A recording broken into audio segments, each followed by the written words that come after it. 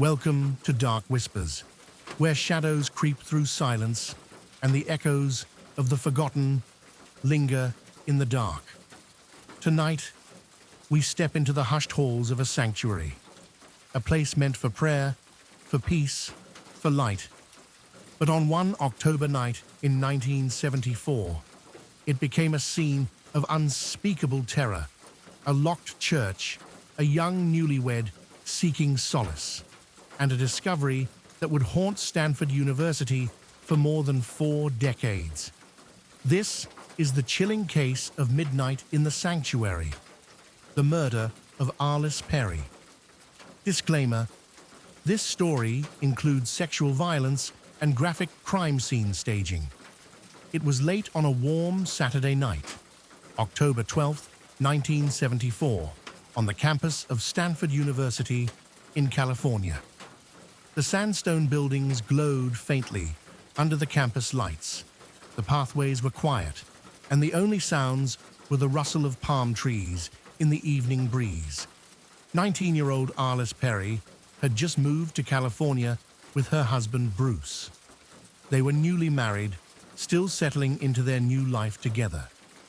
That night, the couple had a small argument, the kind every young couple has.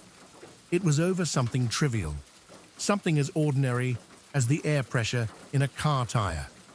Words were exchanged, voices tightened, and eventually, Arliss said she needed to clear her head. She told Bruce she was going to spend some time at the campus church, a place she often went to pray when she needed peace. With that, she turned, walked away across the quad, and stepped through the massive wooden doors of Stanford Memorial Church. Bruce waited for her return. He waited an hour, then 2. Midnight came and went, but Arliss did not come back. At 3 o'clock in the morning, worried and uneasy, he phoned campus police to report her missing. Officers checked the outside of the church, but every door was locked tight. They assumed she must have left and gone somewhere else. There was nothing more they could do at that hour. But when the morning sun began to rise, everything changed. At 5:45 a.m., the security guard on duty, a man named Stephen Crawford, unlocked the doors of the church to prepare it for Sunday services. When he stepped inside, the quiet, sacred air of the sanctuary was heavy with something unnatural. At first, he thought the church was empty. Then, near the altar, he saw her. Arliss Perry was lying on her back in front of the cross. She was partially undressed, her body horribly violated. A long altar candle had been forced inside her.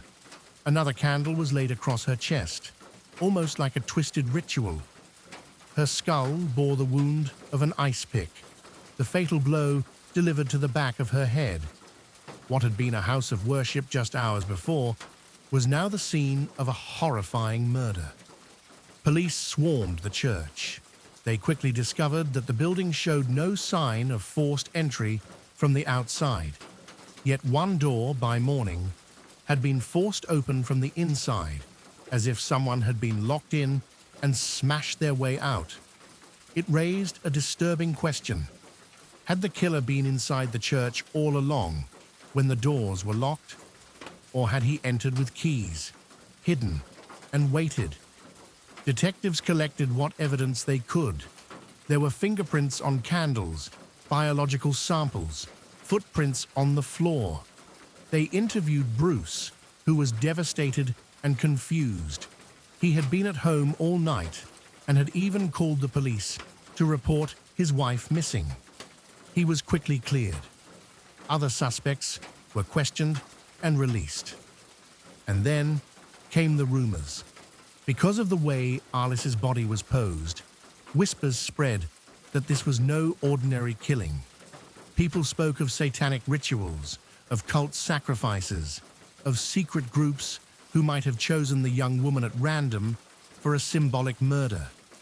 Journalists linked her death to wild theories, even tying it loosely to the son of Sam killings on the other side of the country. For decades, The case was haunted by speculation that it had been the work of a ritualistic cult. But the truth, as it turned out, was much simpler and far more terrifying. Years passed. The case went cold. Arliss's husband moved on with his life, carrying the trauma of what had happened. The security guard, Stephen Crawford, remained a figure in the background. He was the one who had discovered her body. He had been questioned back in 1974, but there was never enough evidence to charge him. He continued to work on campus for a time, then moved away, living an ordinary life as the decades turned.